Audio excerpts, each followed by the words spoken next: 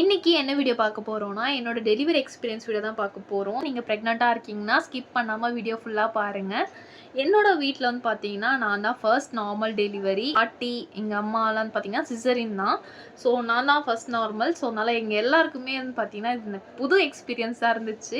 எனக்கு normal delivery ஆனது வந்து பார்த்தீங்கன்னா, வீட்ல இருக்க எல்லாருக்குமே வந்து ஆன மாரி ஒரு ஃபீல். ஏன்னா அந்த அளவுக்கு பக்கத்துலேருந்து பார்த்தாங்க. நீங்களும் நார்மல் டெலிவரி வந்து ட்ரை பண்ணுறீங்க அப்படின்னா, அதோட எக்ஸ்பீரியன்ஸ் எப்படி இருக்குன்னு தெரிஞ்சுக்கலாமா? ஸோ வந்து எனக்கு வந்து பார்த்தீங்கன்னா, அக்டோபர் 14, 2024 தான் பாப்பா பொறந்தாங்க. கரெக்ட்டா செப்டம்பர் 20 வந்து என்னோட வளகாப்பு. அக்டோபர் 13 வீடியோ வருது, வளகாப்பு வீடியோ வருது. ஃபேமிலியா உட்காந்து வந்து பார்த்தீங்கன்னா, நாங்க வளகாப்பு வீடியோ பார்த்துட்ருந்தோம். ஸோ வந்து நாங்க அத பத்தி பேசி ஜாலியா சிரிச்சுட்டு இருந்தோம். கரெக்ட்டா வீடியோ முடியுது. வீடியோ முடிஞ்சோனே வந்து பார்த்தீங்கன்னா, லைட்டா கிராம்பா இருந்துச்சு. ரொம்ப மைல்டா வந்து பார்த்தீங்கன்னா, வயிறு வலிக்கிற மாரி இருந்துச்சு. நான் யார்கிட்டயுமே சொல்லல. நான் வந்து என் ரூமுக்கு வந்துட்டு லைட்டா படுத்தேன். ரொம்ப டயர்டா இருந்தது. படுத்தேன். ஸோ ஹஸ்பண்ட் வந்து என்ன பார்த்து, "ஏன் இவ்ளோ டயர்டா இருக்க? என்ன ஆச்சுலாம்?" கேட்டுட்டு இருந்தாங்க. "முடியல, டயர்டா இருக்கு" அப்படின்னா, சரி ஆப்பிள் ஜூஸ் போட்டு வரேன்ட்டு கிச்சன்ல வந்து ஜூஸ் போட்டுட்டு இருக்காங்க. கிச்சன்லேருந்து என்ன பார்த்துட்டு இருக்காங்க ரூம்ல. நான் படுத்துட்டு இருக்கேன். என்னையே பார்த்துட்டு இருக்காங்க. "என்ன ஆச்சு? ஏன் டிஃப்ரெண்ட்டா இருக்க?" அப்படிலாம் கூட கேட்டாங்க. எனக்கு வந்து நான் எதுவுமே பேசல. அதுக்கப்புறமா ஜூஸ்லாம் போட்டு முடிச்சுட்டு என்னை எழுப்புறாங்க. கரெக்ட்டா எழுப்பி நிக்க வைக்கிறாங்க. வாட்டர் ப்ரோக் ஆயிடுச்சு. என் ஹஸ்பண்ட் பயங்கரமா பயந்துட்டாங்க. எங்க அம்மாவ தான் ஃபர்ஸ்ட்டு கூப்பிட்டாங்க. "அம்மா வாட்டர் பிரேக் ஆயிடுச்சு" அப்படின்னு சொல்லிட்டு. ஸோ வந்து நான் அப்படியே ஷாக்கா இருக்கேன். நான் எதுவுமே ரியாக்ஷன் இல்ல. நான் அப்படியே ஃப்ரீஸ் ஆயிட்டேன். ஸோ வந்து வாட்டர் பிரேக் ஆயிட்டு போயிட்டுருக்கு. ஸோ வந்து பக்கத்துல தான் ஹாஸ்பிட்டல்ன்றதுனால நாங்க பொறுமையா வந்து பார்த்தீங்கன்னா, கேப் புக் பண்ணி நாங்க வந்து ஹாஸ்பிட்டல் ரீச் ஆயிட்டோம். ஸோ ஹாஸ்பிட்டல் போனதுக்கப்புறமா ஃபர்ஸ்ட்டு செக் பண்ணாங்க. ஆப்வியஸா வந்து செக் பண்ணாங்க. வாட்டர் வந்து எந்த அளவுக்கு வந்து கிளியரா இருக்குன்னு செக் பண்ணாங்க. ஏன்னா வாட்டர் கிளியரா இல்லன்னா, மேபி மோஷன் போயிருக்க சான்ஸ் இருக்கு. கலர் சேஞ்ச் ஆயிருந்துச்சுன்னா. ஸோ செக் பண்ணிட்டு, இது நார்மல் தான், கிளியரா தான் இருக்கு அப்படின்னு சொல்லிட்டு, எவ்ளோ டைல்யூஷனா இருக்கு அப்படின்னு சொல்லிட்டு செக் பண்ணும்போது, அது 1 சென்டிமீட்டர் கூட டைல்யூஷன் ஆவலன்ட்டாங்க. இருக்கும். பிவின்னு ஒரு எக்ஸாமினேஷன் நடக்கும். ரெகுலர் செக்கப் பண்றீங்க அப்படின்னு சொன்னா, அப்போ டாக்டர் வந்து செக் பண்ணுவாங்க. சில பேருக்கு பண்ணாம இருக்கலாம். எனக்கெல்லாம் பண்ணல. எனக்கு கரெக்ட்டா வந்து பார்த்தீங்கன்னா, 37 வீக் 4 டேஸ்ல வந்து பார்த்தா பாப்பா பொறந்தாங்க. ஸோ அதுவரைக்கும் எனக்கு பிவி செக்லாம் பண்ணல. ஸோ அப்பதான் ஃபர்ஸ்ட் டைம் பண்றாங்க. எனக்கு ஒரு மாரியா இருந்துச்சு. அத பத்தின வீடியோஸும் நான் வந்து போடுறேன். ஸோ வந்து ரொம்ப அது வியர்டா தான் இருந்துச்சு ஆப்வியஸா. ஸோ வந்து செக் பண்ணாங்க. ஸோ டைல்யூஷன் ஆகலன்னு சொல்லிட்டு அட்மிஷன் போட்டாங்க. ஸோ வந்து வாட்டர் பிரேக்கேஜ் இருக்கிறதுனால பேடுமே வந்து குடுத்துருந்தாங்க. பிளட் வரதுக்கும் சான்ஸ் இருக்கு அப்படின்ற மாரி சொன்னாங்க. பிகாஸ் வந்து வர்ஜினல் டெலிவரி, அதாவது நார்மல் டெலிவரி பொறுத்தவரைக்கும் ஒரு விஷயத்துல நம்ம ரொம்ப ப்ரிப்பேரா இருக்கணும். என்னன்னா, வர்ஜினல் ஏரியால வந்து கண்டிப்பா வந்து பார்த்தீங்கன்னா, செக் பண்ணிட்டே இருப்பாங்க. நமக்கு எத்தன சென்டிமீட்டர் வந்து டைல்யூட் ஆயிருக்குன்னு சொல்லிட்டு கண்டிப்பா செக் பண்ணிட்டே இருப்பாங்க. ஸோ அதனால அதுக்கு மட்டும் கொஞ்சம் ப்ரிப்பேர் ஆயிக்கணும். ஸோ அந்த டைம்ல எனக்கு அத பத்தின சுத்தமா ஐடியா கிடையாது. பட் செக் பண்ணும்போது கண்டிப்பா ப்ளீட் ஆகும் அப்படின்னு சொல்லிட்டு சொன்னாங்க. அதுக்கேத்த மாரி ப்ளீடுமே ஆச்சு. வாட்டர் ப்ரோக் ஆனதுனால கொஞ்சம் ட்ரிப்ஸ் வந்து போட்டாகணும்னு சொல்லிட்டு ட்ரிப்ஸ் வந்து ஓடிட்டு இருந்துச்சு. கான்ட்ராக்ஷன் வந்து பார்த்தீங்கன்னா, விட்டு விட்டு விட்டு வந்துச்சு.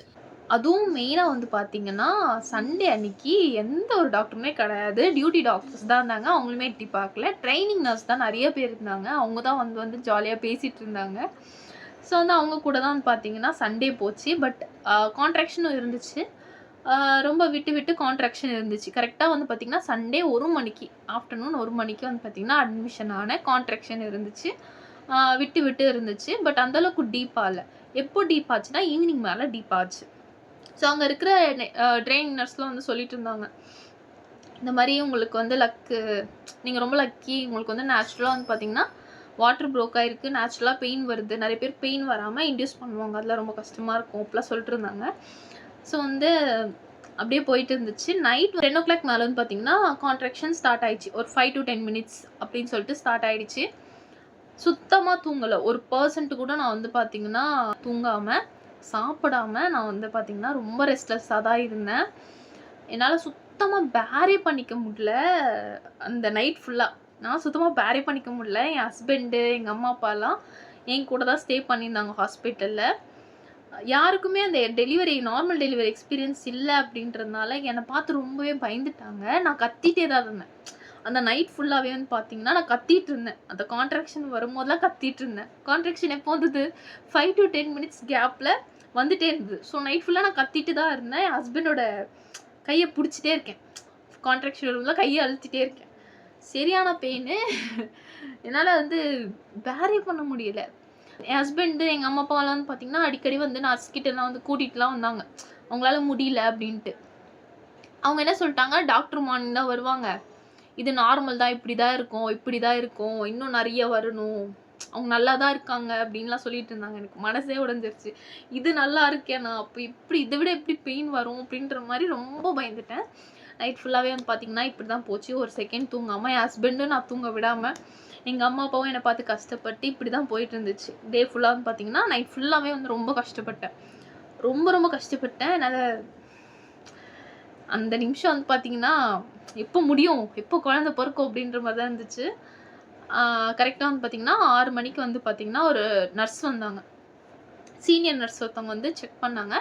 செக் பண்ணிட்டு வந்து பார்த்தீங்கன்னா, 4 சென்டிமீட்டர் டைல்யூஷன் ஆயிருக்கு அப்படின்னு சொல்லிட்டு சொன்னாங்க. அந்த டைம்ல வந்து பார்த்தீங்கன்னா, அந்த நர்ஸு சொன்னாங்க இந்த மாரி, பரவால்ல, நீங்க நல்லா வந்து பெயின் பேர் பண்ணியிருக்கீங்க. அ இந்த அளவுக்கு பெயின் பேர் நைட் ஃபுல்லா நீங்க இந்த அளவுக்கு பெயின் பேர் பண்ணியிருக்கீங்க. பெரிய விஷயம்." அப்படிலாம் சொன்னாங்க. ஸோ அது கொஞ்சம் மோட்டிவேஷனா இருந்துச்சு அந்த டைம்ல. ஓகே அப்படின்னு சொல்லிட்டு, அதுக்கப்புறமா சுத்தமா முடியல. அதுக்கான சில வீடியோ கிளிப்ஸ்லாம் இருக்கும். நான் அதெல்லாம் அட்டாச் பண்றேன். மூஞ்சிலாம் எப்படி இருக்கும்னு பாருங்க. ரொம்ப முடியாம தான் இருந்தேன். ஸோ கொஞ்சம் நடக்க சொன்னாங்க. எனக்கு வாட்டர் ப்ரோக் ஆனதுனால எனக்கு ரொம்ப வேணாம், கொஞ்சமா நடங்கன்னாங்க.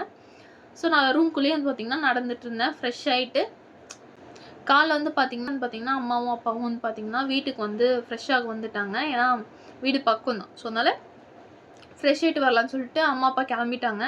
என் ஹஸ்பண்டுமே, அவங்களோட தம்பி 2 பேர் மட்டும் தான் வந்து பார்த்தீங்கன்னா, மார்னிங் வந்து என் கூட இருந்தாங்க. ஸோ, வந்து என்னால சுத்தமாவே முடியல. நான் பேசக்கூட இல்ல சரியா. ஸோ, வந்து அந்த டைம்ல வந்து ரொம்ப முடியாம, நான் ரொம்ப ரொம்ப பெயினா இருந்துச்சு. ஸோ, முடியாம இருந்தேன்.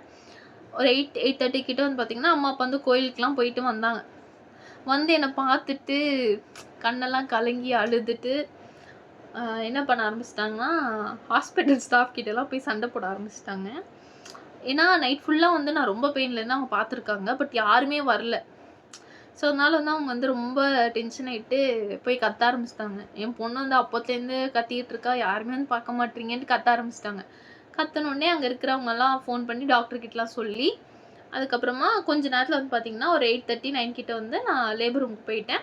அப்போ வந்து நான் சொன்னேன், "இல்ல எப்போ கூட்டு போணுமே அப்பயே கூட்டு போங்க. அம்மா, அப்பா சொன்னதெல்லாம் நீங்க கேட்காதீங்கன்னு" சொன்னேன். "இல்ல உங்களுக்கு வந்து பெயின் நெறையாவே வந்துருச்சு.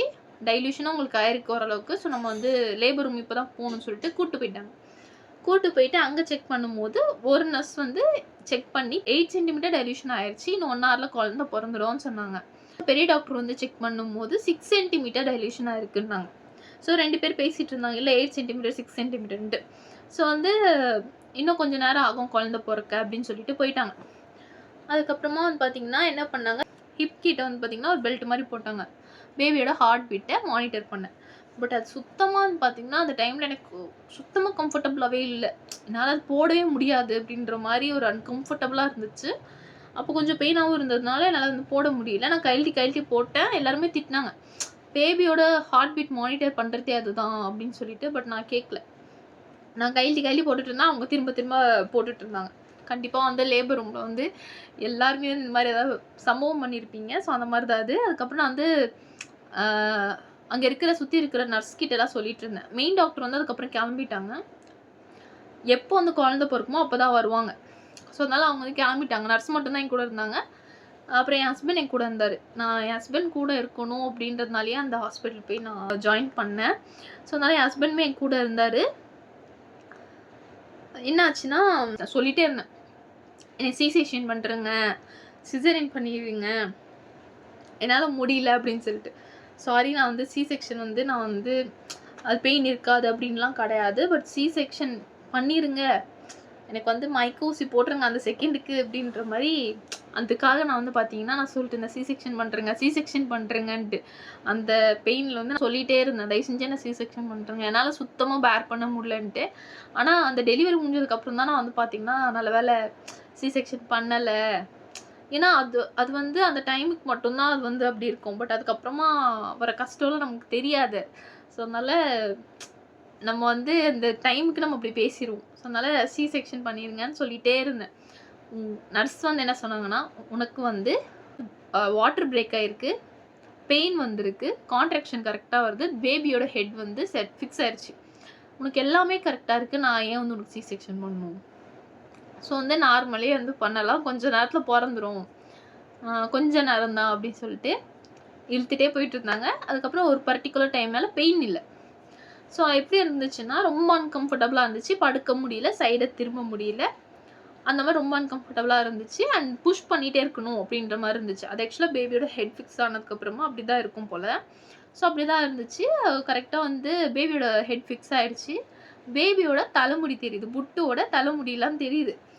என் ஹஸ்பண்ட் அங்க தான் லேபர் ரூம்ல தானே இருந்தாங்க. அதனால அவங்களுமே பார்த்தாங்க பேபியோட ஹெட்லாம். முடிலாம் தெரியுது. புட்டோட முடி தெரியுது. புட்டோட முடி தெரியுது. சூப்பர் பேபியோட ஹெட் நல்லா தெரியுது அப்படின்னாங்க. அப்பதான் பார்த்தீங்கன்னா கொஞ்சம் சந்தோஷமா இருந்துச்சு. ஓகே. அப்பதான் கான்ஃபிடென்ட் வந்துச்சு. ஓகே நம்ம வந்து வந்துட்டோம். ஸோ இது வந்து சீக்கிரமா முடிஞ்சிரும். இதெல்லாம் கொஞ்ச நேரம் தான் அப்படின்ற ஒரு தைரியமே அப்பதான் வந்துச்சு. ஸோ வந்து அப்போ கொஞ்சம் நிம்மதியா இருந்துச்சு. ஹெட் ஃபிக்ஸ் ஆயிட்டு கரெக்ட்டா பேபி நான் புஷ் பண்ணிட்டே இருந்தேன். நர்ஸ்லாம் சொல்லிட்டாங்க, புஷ் பண்ணாதீங்க, எனர்ஜி வேஸ்ட் பண்ணாதீங்க அப்படின்னு சொல்லிட்டாங்க. ஆனாலுமே நான் வந்து பார்த்தீங்கன்னா, புஷ் பண்ணிட்டே தான் இருந்தேன். ஏன்னா அது ஸ்டாப்பே பண்ண முடியல. புஷ் பண்ணாம இருக்க முடியல. ஸோ அந்த மாரி தான் வந்து பார்த்தீங்கன்னா, அந்த டைம்ல இருக்கும். ஸோ நான் புஷ் பண்ணிட்டே இருந்தேன். அதுக்கேத்த மாரி பேபியோட ஹெட்டுமே வெளில வந்துடுச்சு. ஸோ நர்ஸ்லாம் வந்து மெயின் டாக்டருக்கு கால் பண்ணி இன்ஃபார்ம் பண்ணோனே, மெயின் டாக்டர்லாம் கரெக்ட்டா வராங்க. வந்துட்டு அந்த லைட்டு, அந்த எக்யூப்மெண்ட்ஸ்லாம் வந்து தேடி அதெல்லாம் எடுத்துட்டு இருக்காங்க. அப்போ வந்து பார்த்தீங்கன்னா, ஒரு நர்ஸ் வந்து பார்த்தீங்கன்னா என்கிட்ட கேட்டாங்க. ஆ உங்களுக்கு வந்து என்ன பேபி பொறக்கணும்னு ஆசை? உங்களுக்கு எந்த பேபி வேணும்? அப்படின்னு சொல்லிட்டு கேட்டாங்க. நான் வந்து அந்த டைம்ல நான் யோசிக்காம நான் சொன்னது, எனக்கு கேர்ள் பேபி வேணும். எனக்கு அதான் ஆசை அப்படின்னு சொல்லிட்டு சொன்னேன். என் ஹஸ்பண்ட் பக்கத்துலேருந்து ஷாக்கா பார்த்துட்டு இருந்தாங்க. உனக்கு குழந்தை பொறந்தா போதும்ன்னு இருக்கு. அப்போ கூட கேர்ள் பேபி தான் வேணுமா? அப்படின்ற மாரி. ஸோ கேர்ள் பேபி தான் வேணும் அப்படின்னு சொல்லிட்டு சொன்னேன். கரெக்ட்டா வந்து சொல்லி 1 நிமிஷம், 2 நிமிஷம் தான் ஆயிருக்கும். கரெக்ட்டா சொல்லி டாக்டர் வந்து பேபிய எடுத்து என் மேல போடுறாங்க. இதில போட்டு நீங்க ஆசைப்பட்ட மாரி உங்களுக்கு கேர்ள் பேபி பொறந்திருக்கு அப்படி சொல்லிட்டு சொன்னாங்க. இப்போ வரைக்கும் என் லைஃப்ல வந்து one of the most precious மூமெண்ட்னா அது கண்டிப்பா அதுதான். ஏன்னா நான் ரொம்ப ஆசைப்பட்டு எனக்கு கிடைச்சது வந்து பார்த்தீங்கன்னா, என்னோட பேபி தான். ஆப்வியஸா அது ரொம்ப ரொம்ப ஸ்பெஷல் மூமெண்ட். என் லைஃப்லயே வந்து பார்த்தீங்கன்னா மறக்கவே மாட்டேன். ரொம்ப அழகா இருந்துச்சு. ஸோ வந்து பார்த்தீங்கன்னா, பாப்பா வந்து இங்க போட்டாங்க. நெஞ்சில போட்டாங்க புட்டுவ. அவள பார்க்குறேன். அவ வந்து அவங்க அப்பாவ பார்த்துட்டு இருக்கா பக்கத்துல. அவங்க அப்பாவ தான் ஃபர்ஸ்ட் பார்த்தா. பார்த்து சிரிச்சாங்க. அவங்க வந்து பார்த்தீங்கன்னா, பொறக்கும்போதே நல்லா சிரிச்சுட்டு தான் இருப்பாங்க. ஸோ அவங்க அப்பாவ பார்த்து சிரிச்சா. ஸோ வந்து எல்லாமே அந்த செகண்டே மறைஞ்சு போச்சு. எல்லாமே என்ன உலகத்திலே நான் தான்டா அப்படின்ற மாரி இருந்துச்சு. எதுவுமே எனக்கு அதுக்கப்புறம் எதுவுமே இல்ல. பெயின்லாம் எதுவுமே கிடையாது. அதுக்கப்புறம் அவங்க வந்து பிளசன்ட்டா எடுத்துட்டு அவங்க வந்து ஸ்டிச் பண்ண ஸ்டார்ட் பண்ணிட்டாங்க. அப்போ வந்து பேபிய வந்து கிளீன் பண்ணிட்டு பீரியடிஷியன் கிட்ட குடுத்துட்டாங்க. ஸோ வந்து பார்த்தீங்கன்னா, அப்போ ஹஸ்பண்ட்லாம் போயிட்டாங்க. ஸோ அப்போ ஸ்டிச் பண்ணிட்டு இருந்தாங்க. அப்போ வந்து பார்த்தீங்கன்னா, ஸ்டிச்சஸ்லாம் வந்து ஒரு வேற கதை. அது வந்து நம்ம தனியாவே வந்து பார்த்தீங்கன்னா, ஒரு வீடியோ போடலாம். ஸோ ஸ்டிச்சஸ் வந்து ரொம்ப ரொம்ப பெயின்ஃபுல் அப்படின்னு நான் சொல்லுவேன். என்ன கேட்டிங்கன்னா, லேபர் பெயினோட ரொம்ப பெயின்ஃபுல் எதுன்னு கேட்டிங்கன்னா, ஸ்டிச்சஸ் பெயின் தான் என்ன பொறுத்தவரைக்கும். நான் அதில ரொம்பவே அனுபவப்பட்டேன். கிட்டத்தட்ட க்யூர் ஆகுறதுக்கே எனக்கு வந்து பார்த்தீங்கன்னா, 2 மந்த்ஸ் ஆச்சு. கம்ப்ளீட் 2 மந்த்ஸ் ஆச்சு. ஸோ வந்து இட்ஸ் நாட் நார்மல். ஸோ எனக்கு வந்து ஸ்டிச் பண்ணும்போது எனக்கு பெருசா எதுவுமே தெரியல. எனக்கு வந்து பாப்பா பொறந்துட்டா அப்படின்னு தான் இருந்துச்சு எனக்கு. நான் ஆசைப்பட்ட மாரி வந்துட்டாடா அப்படின்ற மாரி. ஏன்னா நாங்க வந்து கேர்ள் பேபினா கண்டிப்பா என் ஹஸ்பண்டோட அம்மா அப்படின்ற மாரி நாங்க ஃபிக்ஸ் ஆயிருந்தோம். ஸோ அவங்க அம்மா வந்து பொறந்துட்டாங்க அப்படின்னு சொல்லிட்டு அந்த ஒரு எக்ஸைட்மெண்ட்ல எனக்கு ஸ்டிச் பண்ணது எதுவுமே எனக்கு அந்த அளவுக்கு பெருசா தெரியல. ஸோ வந்து ஸ்டிச்லாம் பண்ணி முடிச்சுட்டு என்ன வந்து ரூமுக்கு ஷிஃப்ட் பண்ணிட்டாங்க.